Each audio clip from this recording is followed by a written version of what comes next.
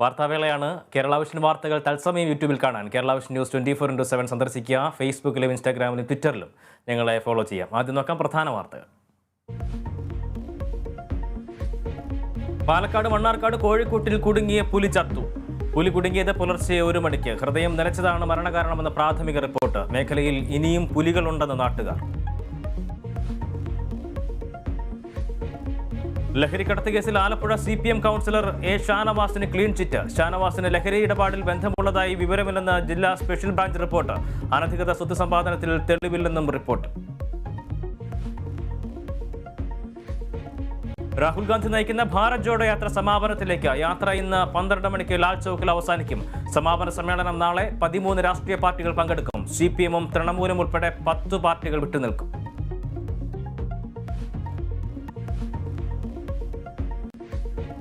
തൃശൂർ പന്നിത്തടത്ത് ഒരു കുടുംബത്തിലെ 3 പേർ കത്തിക്കരിഞ്ഞ നിലയിൽ. മരിച്ചത് അമ്മയും 2 കുട്ടികളും. സംഭവം ഇന്ന് പുലർച്ചെ.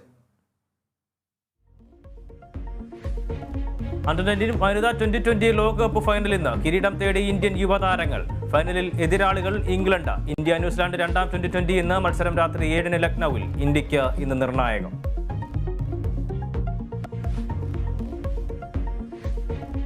വിജയവഴിയിൽ തിരിച്ചെത്താൻ കേരള ബ്ലാസ്റ്റേഴ്സ് ഇന്നിറങ്ങും. ഹോം ഗ്രൗണ്ടിൽ എതിരാളികൾ നോർത്ത് ഈസ്റ്റ് യുണൈറ്റഡ്. മത്സരം വൈകിട്ട് 7:30-ന്. ലോകകപ്പ് പുരുഷ ഹോക്കി ഫൈനലിൽ ബെൽജിയം ജർമ്മനി പോരാട്ടം. ഓസ്ട്രേലിയൻ ഓപ്പൺ ടെന്നീസ് പുരുഷ ഫൈനൽ ഇന്ന്.